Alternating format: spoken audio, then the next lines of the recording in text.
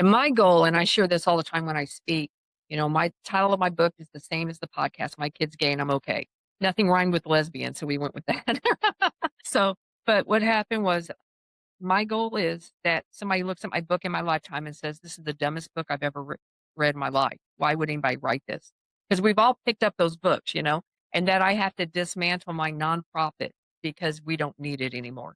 That's my goal. I want to see that in my lifetime, that it's not needed, that 47% are not disowned for coming out. Yeah. So that's I what think that's great, Karen. And apologies. I didn't know you wrote a book. I'm going to look for it. It's called my kid's gay and I'm okay. Okay. Okay. What I'll look happened with for it. my daughter, she came out and she had, suicidal ideation as she came out. Mm. So we went through the whole very typical story, I didn't see it coming. She'd always dated guys. I had no clue. And I jokingly say I was raising an assertive female and accidentally overshot it and raised a lesbian. But we were driving down the street and my friends started dropping off one by one, and I was like, wow, if that's all it took, wasn't much of a friendship. So she kind of made the comment, I've lost you. She goes, Mom, you wouldn't believe it. I've lost friends when I came out. I go, well, you wouldn't believe it. I've lost friends because I stood up with you. Well, next thing I've got this, she's 21, 22. She says, Mom, I'm so sorry. I said, it's Oh, not your fault. Don't you dare apologize. And if we had a really good friendship, this would not have mattered. So you don't ever apologize. And I'm going down Diamond Avenue in Evansville, Indiana, and we stopped at a stoplight and I grabbed her and I said, my kid's gay and I'm okay. And I laughed and I told her then, I said, if I ever write a book, this is going to be the title. yeah. Very good. Well, congratulations. I'm so glad that your daughter and you are able to have an authentic relationship. That means a lot. And that you're using this podcast and what's like Liz talks about, use what you got, where you're at and who you're with or something like that. Anyway, I'm glad you're doing the thing. I want to say, I feel like cussing. I'm glad you're doing the damn thing, Karen. Go ahead, because I cuss like a truck driver. So When I it's get the only, I don't excited, drink and smoke, but I can cuss up a storm. when I get excited, I do cuss. Anyway, I'm just glad we're all here. We're all on the right side of history. We're all doing the thing that we were, We were called to do. yeah.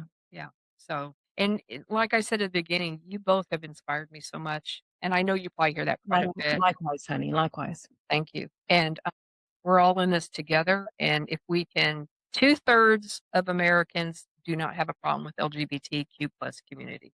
We're just not vocal enough. And that's what, when I reached out to you guys, I was like, I just want three moms to have this talk, with all of us. And yes, yes. So Well, I love that, and I tell you, my heart is really breaking for the transgender community right now. When I started my private Facebook group for moms of LGBTQ plus kids, honestly, I didn't really know anything about transgender people. I mean, it's something I've had to learn over the years. And I started that group in 2014. My son came out in 2006. I blogged for a while and did some other work, and I started the group in 2014. So that was 12 years ago this June, because we started in at the end of May, beginning of June in 2014. But I tell you, the trans community is just going through hell right now.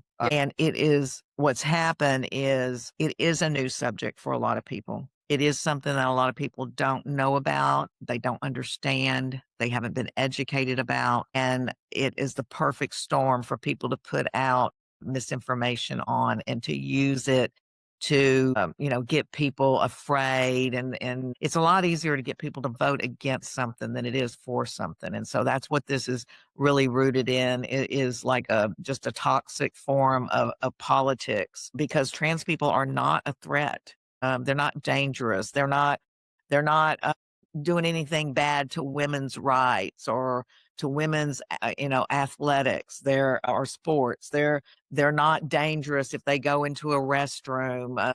I mean, this is crazy talk that people are hearing, and people think, oh, gender is just male or female. Well, we know so much more about gender than that. If people just would try to become educated and not just lean into here, preconceived ideas or these fear-based messages that are being put out there.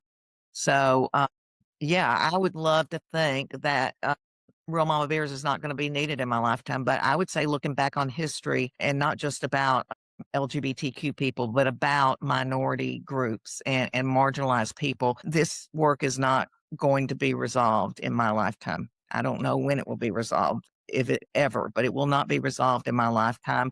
But I do feel like we can make progress, like we can keep making progress. And so that's why I stay committed to doing this work is I believe every family that we educate and empower and get good information to and help them learn to wholeheartedly accept and affirm and celebrate their LGBTQ child. I believe that has ripple effects and it does create change.